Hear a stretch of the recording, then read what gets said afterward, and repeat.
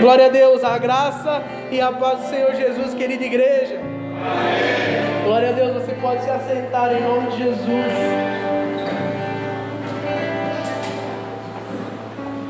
Glória a Deus. Como é precioso adorar ao Senhor. E esse cântico que nós adoramos agora é tão precioso. E o tema daquilo que Deus colocou no meu coração para compartilhar com a igreja hoje tem a ver com esse cântico, com o sonda-me, usa-me, Senhor. O tema da palavra que eu quero compartilhar com os irmãos hoje é o homem a quem Deus usa. Eu quero falar um pouco sobre isso com a igreja. Quantos aqui querem ser usados por Deus? Dê glória a Deus. Aleluia. Então essa palavra é para você. Nós precisamos ter a clareza do que é ser usado por Deus. Infelizmente, hoje em dia nós vemos que muitas pessoas têm uma ideia meio desvirtuada do que é ser usado por Deus. Acham que por algum motivo ser usado por Deus é estar em cima de um palco com um microfone, tocando algum instrumento. E aí nós temos essa mentalidade. Muitos ficam retraídos e falam: eu não sei tocar, eu não sei cantar, eu não sei falar direito, como que eu vou ser usado por Deus? Então nós precisamos perder essa imagem errada daquilo que é ser usado por Deus. Muitas vezes eu vejo irmãos que acham que não tem capacidade. Eu vejo irmãos que acham: não, isso não é para mim. E aí começam a admirar pessoas como se as pessoas fossem mais importantes do que aquilo que de fato é. Mas nós precisamos entender hoje, de uma vez por todas, em o nome de Jesus, que ser usado por Deus é muito mais do que estar em evidência. Ser usado por Deus é entregar toda a honra e toda a glória para aquele que é digno da honra e da glória. Nós precisamos entender isso, irmãos. O que é mais importante, irmãos? Esse copo bonito de vidro ou a água que está dentro dele? A água. Poderia ser um de vidro, poderia ser um de plástico, poderia ser qualquer copo. Qual que é o mais importante? É a água. O que é mais importante? O prato ou a comida que está no prato? A comida que está no prato, isso é evidente. Você pode comer num prato de plástico. Esses dias nós estamos comendo bastante, né? É confraternização para todo lado e, irmãos, isso me deixa muito feliz. Você fica até meio perdido, você fala: vamos comer. Aí a gente normalmente, né, a gente não leva os pratos de casa, a gente come no prato de plástico. Mas o que importa é a carne, é a comida, é o que está dentro. O que é mais importante? A beleza de uma carteira ou se ela tem dinheiro dentro? Tem dinheiro, né? Não adianta o cara estar com uma carteira da Louis Vuitton e não tem nada dentro. Adianta o quê? Nada. O mais importante, o que eu quero dizer com esses exemplos tão simples, não são as pessoas. O mais importante é o que está dentro delas.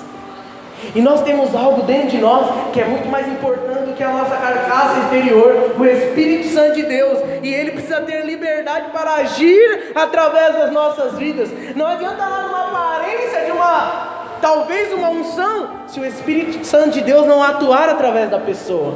E muitas vezes eu vejo que as igrejas estão indo por um caminho errado. Estão adorando o homem, estão buscando a aprovação do homem. Então tudo que eu faço é para ser aprovado, tudo que eu faço é para ser reconhecido, é para que as pessoas me admirem. Isso é errado. Isso não traz glória para Deus. Quando alguém glorifica o Paulo, Deus não é glorificado. Mas agora quando alguém fala: nossa, se não fosse Deus na vida do Paulo, o nome do Senhor é glorificado. E tem que ser assim. Nós não precisamos, não podemos querer a glória para nós. Ah, mas eu fiz e ninguém reconheceu. Isso é ser usado. Você já viu alguém falando: nossa, que copo gostoso, que prato maravilhoso? Não. Mas eu beberia. Como que eu ia beber água aqui agora sem o copo?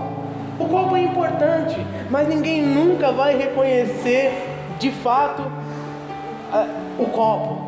O mais importante é a água, o mais importante é a comida, e como eu dei esses exemplos. Então quando nós fazemos as coisas, eu sempre falo isso: irmão, faça para Deus, porque você nunca vai se sentir deixado de lado, preterido, porque quando nós fazemos para Deus, a glória é para Deus, e nós ficamos satisfeitos. Então, Nós precisamos entender isso. E hoje eu quero usar um homem como exemplo. Um homem como exemplo de alguém que foi usado por Deus.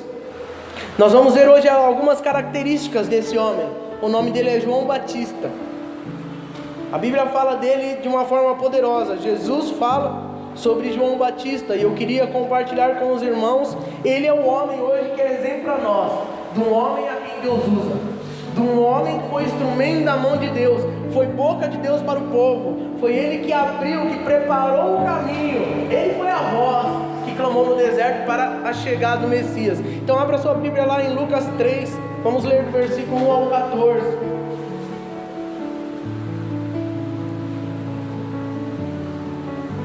Lucas capítulo 3, do versículo 1 ao 14. Vai falar um pouco para nós aqui sobre quem foi João Batista. O texto diz assim, se você não achou, você pode acompanhar na tela. No 15º ano do reinado de Tibério César, quando Pôncio Pilatos era governador da Judéia, Herodes, tetrarca da Galiléia, seu irmão Filipe, tetrarca de Itureia, e Troconites, Elisânias, tetrarca de Abilene, Anás e Caifás exerciam o sumo sacerdote. Foi nesse ano que veio a palavra do Senhor a João, filho de Zacarias, no deserto. Ele percorreu toda a região próxima ao Jordão, pregando um batismo de arrependimento para o perdão dos pecados. Como está escrito no livro das palavras de Isaías, o profeta: voz do que clama no deserto, preparem o caminho para o Senhor, façam veredas retas para Ele. Todo vale será aterrado, e todas as montanhas e colinas niveladas, as estradas tortuosas serão endireitadas, e os caminhos acidentados serão aplanados, e toda a humanidade verá a salvação de Deus. João dizia às muitas multidões que saíam para ser batizadas por eles: raça de víboras, quem lhes deu a ideia de fugir da ira que se aproxima? Deem frutos que mostrem o arrependimento, e não comecem a dizer a vocês mesmos: Abraão é nosso pai, pois eu lhes digo que destas pedras Deus pode fazer surgir filhos a Abraão. O machado já está posto à raiz das árvores, e toda árvore que não der bom fruto será cortada e lançada ao fogo. O que devemos fazer então? Perguntaram as multidões. João respondia: quem tem 2 túnicas, reparta com quem não tem nenhuma, e quem tem comida, faça o mesmo. Alguns publicanos também vieram para serem batizados, e eles perguntaram: mestre, o que devemos fazer? E ele respondeu: não cobrem nada além do que lhe foi estipulado. Então alguns soldados lhe perguntaram: e nós, o que devemos fazer? E ele respondeu: não pratiquem extorsão, nem acusem ninguém falsamente. Contente-se com o seu salário. Bom, esse texto é muito importante e nos fala algumas coisas sobre João Batista. Quando nós vamos para a história da Bíblia, nós vemos que havia já 400 anos que a nação de Israel estava sem ouvir a voz de Deus, uma voz profética. O povo de Israel estava acostumado com isso. De tempos em tempos Deus levantava homens que se relacionava com Deus de uma forma diferente e trazia para o povo um direcionamento. Esse é o caminho, vocês devem se arrepender, vocês devem ir por esse caminho, vocês devem fazer isso, vocês devem fazer aquilo. Mas só que por 400 anos, que é de Malaquias até Mateus, foram 400 anos que Deus não falou absolutamente nada. Deus não usou nenhum profeta, Deus não mandou nenhuma palavra. E aí, depois de 400 anos, veio o nascimento de João Batista. João Batista, ele não veio de uma classe sacerdotal, ele não veio do palácio, mas a palavra do Senhor, como nós lemos a João, veio lá no deserto. Olha só que interessante, João não estava dentro das sinagogas, João não estava no templo, João pregava no deserto. Deus, ele usa pessoas para fazer coisas diferentes. Talvez você pense, mas pregar no deserto é complicado, e de fato, mas é lá que nós devemos pregar. O mundo hoje para nós, ele tem um símbolo do deserto. João Batista pregou no deserto, e eu e você também devemos pregar no deserto. Fala para o irmão do seu lado: irmão, é lá no deserto que você deve pregar. Aqui, o que nós fazemos aqui? Aqui nós nos preparamos para ir para o deserto. Aqui nós nos fortalecemos. Quando nós adoramos a Deus e nos enchemos do Espírito Santo, isso é alimento para o nosso espírito. Para quê? Para que quando você estiver lá no deserto, você não morra de fome. Aqui é o lugar, aqui é o nosso quartel-general, o nosso QG. Aqui é o lugar onde nós nos alimentamos, aqui na célula, nas nossas orações. É lá que nós nos alimentamos, sabe por quê? Senão quando você chegar lá no deserto, você vai morrer de fome, você não vai aguentar. Então aqui nós nos preparamos para ir para o deserto. João Batista, ele era fruto de uma profecia. Ele era a resposta de oração da sua família. E João Batista também foi um milagre. Ele era um homem com uma missão. Qual era a missão de João Batista? A missão de João Batista era preparar o caminho. Preparar o caminho para quem? Para o Messias. Ele começou a pregar algo diferente. Ele começou a pregar algo que até aquele momento nenhum profeta tinha pregado. Arrependam-se, mudem a sua vida. Por quê? Porque está chegando um novo tempo. O reino de Deus está vindo. É tempo de se arrepender. O batismo de João Batista, que é o que nós praticamos hoje, que Jesus passou por ele, era um batismo do quê? De arrependimento. A pessoa se arrepender da vida que estava levando e viver uma vida diferente. E por que Deus usou a vida de João Batista? Isso vai servir para nós como exemplo para nós. Primeiro, como diz a palavra de Deus, porque João Batista não era um caniço balançado pelo vento. De onde você tirou isso, pastor? A palavra de Deus, lá em Mateus 11, 7 ao 11, diz assim: enquanto saíam os discípulos de João, Jesus começou a falar à multidão a respeito de João. Olha o que Jesus diz: o que vocês foram ver lá no deserto? Um caniço agitado pelo vento? Ou o que foram ver? Um homem vestido de roupas finas? Ora, os que usam roupas finas estão nos palácios reais. Afinal, o que vocês foram ver? Um profeta? Sim, eu lhes digo, e mais que um profeta. Este é aquele a respeito de quem está escrito: enviarei o mensageiro à tua frente, e ele preparará o teu caminho diante de ti. Digo-lhes a verdade, entre os nascidos de mulher não surgiu ninguém maior do que João Batista. Todavia, o menor no reino dos céus é maior do que ele. Olha o que Jesus diz: vocês foram lá no deserto atrás de um caniço balançado pelo vento? E o que significa isso? Um caniço balançado pelo vento. O caniço é uma cana vegetal, um caule de natureza frágil. Uma cana não tem um tronco firme, fixo, bem enraizado no solo. Um tronco suporta o passeio do vento, o que não acontece com o caniço. Se o vento do norte dobra a cana, o mesmo acontece no vento do sul. A cana sempre será agitada por causa do vento. O sopro sempre se impõe e dita a posição da cana. E Jesus fala o quê? João Batista não era um caniço. Ou seja, ele não ficava indo de lá para cá. Hoje eu estou bem-humorado, glória a Deus, eu vou servir a Deus. Vem aqui, usa-me, Senhor, como um farol que brilha à noite, como a ponte sobre as águas. Aí amanhã acontece alguma coisa, seu marido dá uma mancada com você. Eu não vou mais para a igreja, eu não quero mais saber de nada. Eu não vou ajudar mais ninguém, porque esse povo é tudo ingrato. Então, dependendo do que acontece, o vento leva para cá, ou o vento leva para lá. Mas Jesus diz aqui: João Batista não é um caniço levado pelo vento. Não foram isso que vocês foram ver. E as pessoas querem ver em nós pessoas como João Batista, que não são levados pelo vento. Fala para o irmão do seu lado: você não pode ser levado pelo vento. É interessante, irmãos, que hoje nós vemos, infelizmente, dentro das igrejas, o povo procurando o quê? Mensagem que o massageie, que satisfaça o teu ego. O que eu estou precisando? Eu estou precisando de uma cura. O que eu vou fazer? Eu vou numa igreja onde tem um pastor que tem o dom da cura. Eu vou lá na igreja do Valdomiro, eu vou lá na igreja de não sei quem, porque eu estou sabendo que o lenço dele cura. E aí o crente vai lá. E aí ele não recebe a cura. Ele fala: mas agora eu estou apertado financeiramente, então eu vou lá na Universal, porque lá o Bispo Macedo, ele é embaçado. E aí as pessoas ficam pulando de igreja em igreja, pulando de galho em galho. E sabe quando que vai ter raízes? Nunca. Hoje nós vemos um evangelho onde as pessoas negociam os valores, mas nós não seremos essa igreja que é levada pelo vento. Amém, igreja? João Batista, ele não era um profeta de conveniência. Seus inimigos diziam que ele tinha demônio. E Jesus disse o que sobre ele? que ele era um profeta. E é interessante que Jesus diz que ele não era apenas um profeta. Jesus disse que ele era o maior profeta que tinha aparecido. E aí quando você vai ver o que João Batista fez, João Batista não curou ninguém.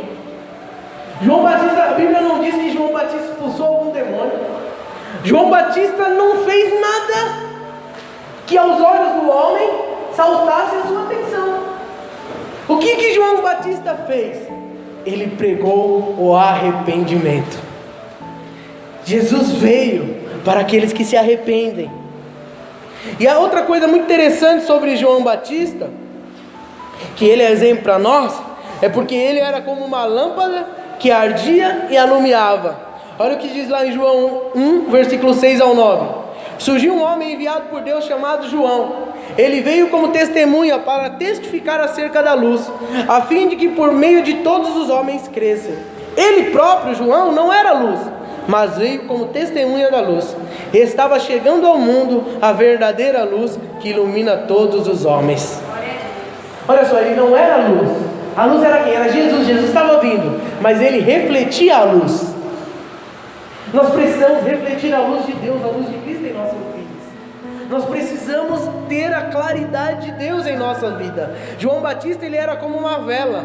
Ele iluminou com intensidade todos os que chegavam perto dele. No tempo que ele viveu, ele foi um reflexo da luz do Senhor. Outra coisa interessante que a palavra de Deus diz sobre João Batista, diz que ele era uma voz. Qual é a diferença de um eco para uma voz? Alguém sabe? O que o eco faz?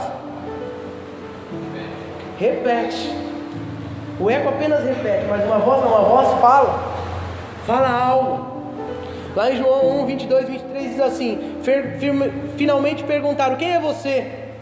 Para João Batista, dando uma resposta para que a levemos àqueles que nos enviaram. Quem diz você acerca de si próprio? E João Batista respondeu com as palavras do profeta Isaías: eu sou a voz do que clama no deserto, façam um caminho reto para o Senhor. João, ele não apenas proferia a verdade, ele era a boca de Deus naquele tempo. Ele falava com poder. Hoje eu e você somos a boca de Deus. Você precisa ser boca de Deus, seja no seu lar, seja no seu trabalho, seja na escola. Nós somos a boca de Deus. Nós somos a voz que clama. Nós não precisamos ficar repetindo o que os outros dizem. Nós precisamos falar aquilo que Deus tem nos ensinado, aquilo que muitas vezes Deus coloca no coração de cada um de nós. Nós somos a voz. Você é a voz. Você é a voz. Fala para o irmão do seu lado: você é a voz, meu irmão. Aleluias. Não basta apenas ser um eco, é preciso ser uma voz. Não adianta, não basta falar aos homens, é preciso ter intimidade com Deus. Quando que nós somos um eco? Quando nós falamos aquilo que não vivemos. Sabe? Faça aquilo que eu faço, mas não faça aquilo. Faça aquilo que eu falo, mas não faça aquilo que eu faço. Isso. É isso? Faça aquilo que eu falo, não o que eu faço. É isso muitas vezes que as pessoas fazem, mas esses não podem ser eu e você. Nós precisamos ter uma palavra de verdade. Sabe o que eu vejo muito hoje, irmãos? As pessoas falando: Deus mandou falar. Deus às vezes não mandou falar nada, mas porque naquele momento parece que é cômodo falar. A pessoa está chorando e fala: não, Deus mandou te falar que Ele vai te dar a resposta. Deus não mandou falar nada. Ah, Deus mandou falar que vai te curar, mas tem certeza que Deus mandou? Se Deus mandou, e Deus fala. Mas não faça as coisas por comodismo. Não faça as coisas para impressionar alguém. Se Deus não falou com você, não fale. Mas você precisa buscar de Deus, porque Ele fala conosco. Ele fala, Ele pode falar com você. Mas para isso você precisa do quê? Ter intimidade com Ele. Por que João Batista, ele poderia falar de Deus? Porque ele era um homem cheio de Deus. A palavra de Deus diz que quando a mãe dele, Dona Isabel, estava grávida, 5 meses, e aí chegou Maria perto, com Jesus, que aí estava no ventre da mãe dele também, de Maria, falou que João Batista se agitou dentro do ventre da mãe dele. Ali ele já estava cheio de Deus, desde o ventre da mãe dele. Irmão, eu não sei se você crê nisso, mas eu tenho convicção no meu coração que eu fui escolhido desde o ventre da minha mãe. Minha mãe não sabia, meu pai não sabia, ninguém sabia. Você também, você é escolhido de Deus desde o ventre da sua mãe. Deus te escolheu, assim como Ele escolheu João Batista, Ele te escolheu. Cabe a mim e a você responder a esse chamado de Deus para as nossas vidas. Por que Deus usava a vida de João Batista? Porque ele era um homem humilde. Lá em Mateus 3,11 diz assim, João dizendo: eu os batizo com água para o arrependimento, mas depois de mim vem alguém mais poderoso do que eu, tanto que não sou digno nem de levar as suas sandálias. Ele batizará com o Espírito Santo e com fogo. João Batista, ele estava fazendo um grande reboliço do tempo dele. É interessante que nós lemos o texto e a palavra de Deus em outro momento também diz que as multidões começaram a seguir ele. Saíam da cidade e iam para o deserto. E vamos dizer que João Batista começou a ganhar uma certa fama. João Batista, aquele cara, só palavra de exortação. O pessoal chegava lá, raça de víbora, você precisa se arrepender, você vai para o inferno. E o pessoal, nossa, esse cara é demais, ninguém fala igual ele. E ele começou a ganhar notoriedade no tempo dele. Mas ele sabia quem ele era. E ele não deixou essa fama dele subir para sua cabeça. Ele sabia que ele era apenas a voz, alguém que estava preparando o caminho. E olha só o que ele diz: eu não sou digno de nada. Eu não sou digno nem de atar, nem de amarrar as sandálias daquele que estava vindo. Aí eu fico pensando, as pessoas falando: que você é louco, o cara é o cara. Como que ele pode falar um negócio desse? Por quê? Porque ele era humilde. Ele sabia quem ele era e o porquê ele veio. Nós precisamos ter a humildade de João Batista. Olha só o que ele disse: convém que ele cresça, que eu diminua. Que essa seja a nossa palavra, que esse seja o nosso clamor todos os dias da nossa vida. Convém que Cristo cresça e que eu diminua a cada dia. Por que João Batista é um exemplo para nós de um homem a quem Deus usa? Porque ele era um homem corajoso. Corajoso para quê, pastor? Para falar da parte de Deus. Aconteceu um fato muito interessante e sério no tempo dele. O rei Herodes, o tetrarca, começou a ter um caso com a mulher do seu irmão. E aí o que João Batista fez? João Batista, foram perguntar para ele sobre isso e ele condenou. Pô, está errado. Esse rei acha que ele é quem? Ele está indo contra a palavra de Deus. E aí o que o rei falou? Ele está falando contra mim? Então tá bom, vamos prender ele. João Batista sabia do risco que ele corria ao falar contra o rei? Lógico que sabia, mas ele era alguém corajoso. Você é alguém corajoso? Você é alguém corajoso para defender aquilo que você crê? Ou você crê, você sabe, Jesus é o caminho, a verdade e a vida. Ninguém vai ao Pai a não ser através de Cristo. Mas alguém chega e fala: não, não tem esse negócio não. Todos os caminhos levam a Deus. Você fala: cada um tem sua fé, né? Volto a dizer, não é uma questão de ficar discutindo religião, é uma questão de que as pessoas entendam, nós somos umas pessoas posicionadas, e nós vivemos aquilo que nós cremos. Jesus é o caminho, a verdade e a vida. Uma vez uma pessoa falou para mim: não, esse negócio aí, todo caminho leva a Deus. Eu falei: de acordo com aquilo que você crê, eu não quero discutir com você, mas a minha base da minha fé é a Bíblia. A Bíblia diz que Jesus é o único caminho, a verdade e a vida, e que ninguém vai ao Pai se não for por Ele. Se você consegue crer nisso, amém. Se você não consegue, você vai ter um problema. Agora, você não precisa ficar discutindo, mas você precisa ser corajoso. O mundo precisa de cristãos corajosos. Corajosos. Cristãos que façam a diferença. Irmãos, nós hoje, cristãos evangélicos, dentro do nosso país, somos mais de 33% da população. Agora, se nós, de fato, todos os cristãos, de todas as placas da igreja, se posicionassem, será que o nosso país estava do jeito que está? Irmãos, 33% é muita gente de evangélico. 33% significa de cada 3 pessoas, um é cristão. Isso é uma grande porcentagem e está aumentando. E isso é uma preocupação, porque está aumentando, mas o país não muda. Por quê? Porque nós não temos sendo uma voz, porque nós estamos nos conformando com o mundo. Vem, pode vir, as portas estão abertas. Aqui é um palco, aqui tem show, aqui é a mesma coisa. Essa não é a igreja por qual Jesus Cristo morreu. Nós precisamos ser corajosos. João Batista tinha uma mensagem. Olha o que ele diz no versículo 8 de Lucas 3 que nós lemos: deem frutos para que mostrem o arrependimento, e não comecem a dizer a si mesmo: Abraão é nosso pai, pois eu lhes digo que dessas pedras Deus pode fazer surgir filhos a Abraão. Qual era a mensagem de João Batista? Como eu disse no início, era uma mensagem de arrependimento. A palavra que João pregava era a palavra de Deus e não a palavra de homens. Depois de 400 anos de silêncio profético, João aparece pregando sobre arrependimento.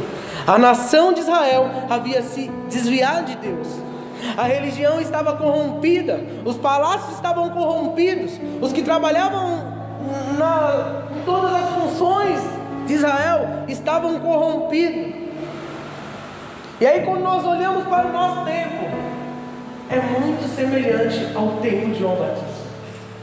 Nós vivemos um tempo de deserto, um tempo de crise sem precedente. Estamos cada vez mais sem esperança no nosso país. Nosso país está em crise, irmãos. E não é uma crise financeira. A crise financeira é a crise menor do nosso país. A maior crise que nós estamos vivendo é uma crise moral. As pessoas que são os líderes do nosso país não têm caráter, são mentirosos. As instituições estão doentes, a corrupção está no DNA do nosso país. Você olha, eu já falei isso outras vezes, não tem ninguém que se salva. É uma época de crise moral. Nós vemos hoje os líderes religiosos mais famosos do nosso país, muitas vezes envolvidos em crise também. Eu me lembro de um dos líderes que são um dos grandes líderes do país aqui, religioso, cristão, evangélico. E aí, num culto que ele estava fazendo para a praça pública, milhares de pessoas. E aí ele apresentou aquele político, o Cunha, falando: oh, Deus levantou esse homem. Esse homem vai representar nós, os cristãos. E o pessoal: glória a Deus, aleluia. Passou menos de 6 meses. Esse homem é um dos maiores ladrões do nosso país. E quando ele pegou o microfone desse pastor, ele falou: paz do Senhor, irmãos, Deus está na direção da minha vida. Olha só a realidade que nós temos vivido. E aí, quem tem que fazer a diferença nesse sentido? São os João Batista do tempo. E quem são esses? Nós, eu e você. Nós somos a voz que clama no deserto. Nós precisamos ser essa voz. Nosso país, como eu disse, está cada vez indo mais para o buraco. Há uma crise instaurada, mas nós precisamos nos posicionar. O povo de Deus precisa se posicionar. Nós precisamos mudar a nossa nação. O cenário em que João pregava, ele demonstrava que Deus tinha sido esquecido. E hoje parece que Deus foi esquecido pelas pessoas no nosso tempo. Mas você, que tem Deus no seu coração, você é aquele que vai poder fazer a diferença. Amém, irmãos? Amém. Quando nós olhamos para o local, parecia que o local era impróprio, o deserto. Mas é lá que Deus vai usar a minha e a sua vida. Nós não precisamos dos palcos, nós precisamos do poder de Deus. Amém? A multidão será atraída quando nós formos uma voz que clame no deserto. Amém? Glória a Deus. É interessante que João Batista, ele chama as pessoas ao arrependimento. Todas as pessoas. Essa é a mensagem de João, do arrependimento. E essa é a mensagem do Novo Testamento para nós. A grande manchete de Deus para a vida das pessoas, a grande notícia de Deus para as pessoas é o quê? Arrependam-se. O arrependimento é a grande manchete. Na preparação, João disse: arrependei-vos. Na inauguração, Jesus disse: arrependei-vos, porque vos é chegado o reino de Deus. E lá no Pentecoste, quando Pedro pregou sobre o poder poderoso do Espírito Santo, a primeira palavra que Pedro disse para o povo: arrependei-vos. Essa Essa é a nossa mensagem. A nossa mensagem não é uma mensagem de prosperidade, uma mensagem de coisas fáceis. Não, a mensagem da igreja é a mensagem de arrependimento. Essa semana eu fiquei abismado, irmãos. Um amigo meu que muitas vezes eu falo de Deus para ele, tento ajudar ele em algumas coisas. Ele me mandou um vídeo no WhatsApp e falou: pastor, olha esse vídeo, você já viu isso? Aí eu peguei e falei: meu Deus, já pensei, algum escândalo contra a igreja, né? Porque as pessoas... E aí, era um vídeo também de um outro pastor muito famoso falando sobre Jesus. E aí a igreja estava muito cheia, irmãos, uma igreja muito grande. E ele falando: vocês estão pensando que Jesus era pobre? Jesus era rico. Jesus tinha uma casa na praia. Jesus era empresário. E eu falei: meu Deus, onde vai dar isso, né? Ele: Jesus, pode ler aí. Aí pediu para um. Você vê que o cara era tão importante que ele nem lia. Quem lia era o ajudante dele. Aí leu lá. Eu falei: meu Deus, será que um dia eu vou ter um ajudante para ler os versículos da Bíblia? Misericórdia, irmãos. Deus tenha misericórdia da nossa vida. E aí leu: Jesus saiu da sua casa e estava na beira do mar. Ele aí, ó. Jesus vivia na beira do mar. O pai dele morreu, ele herdou a carpintaria. O pai dele demorava 1 ano para construir uma mesa. Jesus num dia falava: como que você quer? Pode vir buscar amanhã. Varinha mágica. Irmão, não... E os irmãos, vou chamar de irmãos, glória a Deus, aleluia, briga estranha. Por quê? Porque as pessoas querem isso, estão buscando a prosperidade. As pessoas são atraídas por aquilo que destrói elas. O que Jesus disse? Não ajuntei tesouros na terra. Como que o cara tem coragem de dizer que Jesus era rico? Jesus disse o quê? Um dos discípulos de João Batista falou: Senhor, onde você fica? Ele falou: as raposas têm os seus covis, mas o Filho do Homem não tem nem onde reclinar a sua cabeça. Jesus não tinha apego a nada material. Como que uma pessoa tem coragem de falar uma heresia dessa? Jesus não veio aqui para falar que você pode ser rico. Eu quero dizer, você pode ser rico. Estuda, trabalha, dê a sua vida para isso. Seja alguém dedicado na sua profissão. Você pode chegar a algum lugar. Mas não foi isso que Jesus veio trazer para nós. Não era essa a mensagem. A mensagem é as boas novas da salvação. E as boas novas da salvação só podem vir para nós se nós nos arrependermos. Sem arrependimento não há vida com Deus. Sem arrependimento não há realidade de relacionamento com Deus. Não adianta nós falar: vem para Jesus, pode vir. Sem falar que para vir, para estar com Cristo, tem que haver arrependimento. Como eu posso medir o arrependimento de alguém? Através das atitudes. O arrependimento envolve generosidade no dar. O arrependimento envolve honestidade nos negócios. O arrependimento envolve justiça nos seus relacionamentos. O arrependimento envolve integridade na palavra. O arrependimento envolve ausência de ganância. Isto é arrependimento. Viver totalmente na contramão daquilo que o mundo nos oferece. João Batista é um homem que tinha convicção do seu chamado.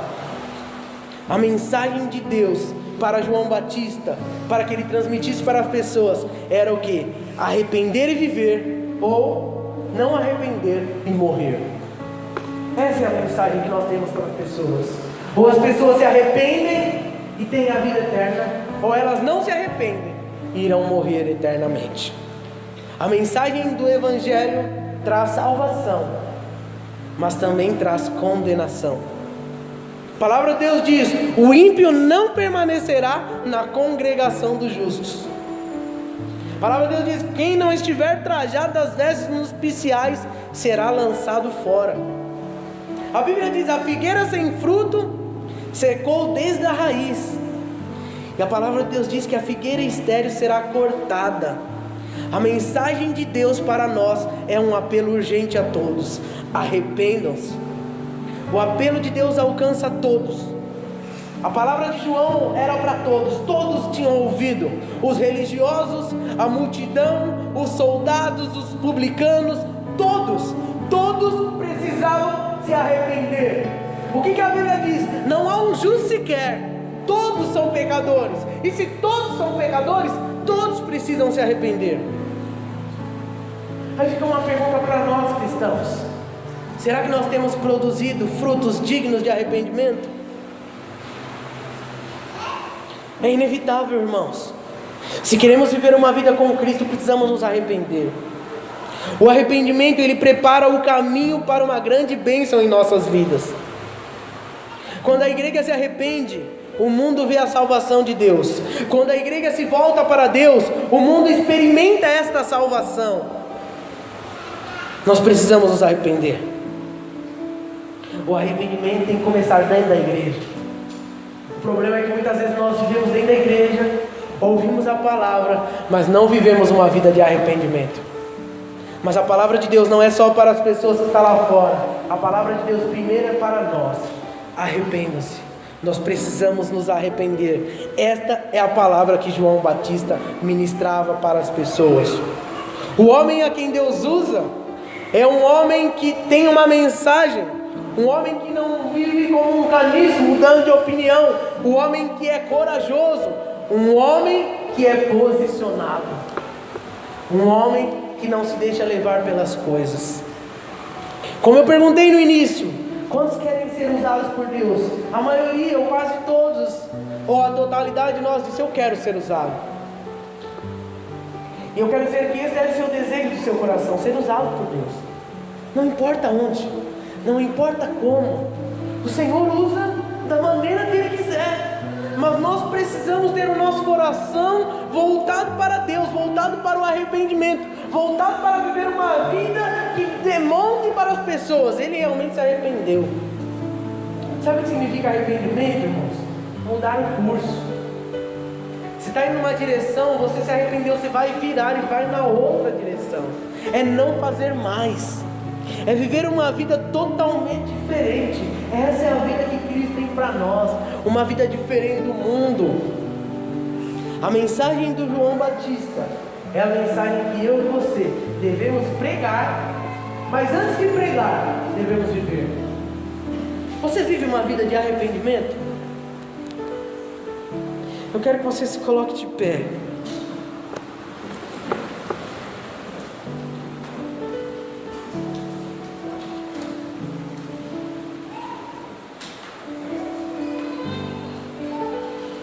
A maioria das vezes, tudo passa por uma autoavaliação nossa. Talvez aquelas pessoas, ao ouvirem a voz de João Batista, com tanta ousadia, com tanta coragem, com tanto entusiasmo, conseguiam ir para dentro de si e falar: verdadeiramente eu sou tão pecador. E se você for para o Novo Testamento, o início dos Evangelhos, você vai ver que havia multidões que iam para ser batizados por João Batista. As pessoas viam que estavam vivendo uma vida errada, uma vida sem Deus, uma vida distante daquilo que era o projeto de Deus para elas. Deus quer usar a sua vida, Deus quer usar a minha vida, mas para isso nós precisamos viver uma vida de arrependimento. Foi ministrado outro dia sobre o nosso chamado. Nós precisamos ser consumidos por esse chamado, mas nós precisamos nos arrepender. Eu quero louvar com este cântico que nós louvamos por último: sonda-me. A Bíblia diz no Salmo 139 que Jesus, que Deus, Ele te sonda. Deus sonda. O salmista diz: sonda-me, Senhor. O Senhor te sonda, Ele te conhece. E hoje talvez haja alguns motivos para você se arrepender. Nós estamos aqui para participar da Santa Ceia do Senhor. Paulo ensina-nos a examinar o homem a si mesmo e então participar. Mas nesse momento, ao adorar ao Senhor com esse cântico, eu queria que você se examinasse. Será que hoje você tem motivos para se arrepender de algo? O Senhor só usa aqueles que têm o coração contrito, quebrantado, arrependido. Eu quero te convidar a adorar ao Senhor com este cântico. Você pode ser para o Senhor sondar o seu coração. Você pode se arrepender e você pode falar: usa a minha vida, Senhor. Usa a minha vida, Senhor. Usa a minha vida. Ah, Senhor, eu estou arrependido e eu quero ser usado por Ti. Ah, Senhor, são tantas pessoas que eu conheço que precisam da Tua palavra. Eu quero ser a voz que clama no deserto. Se você quer ser essa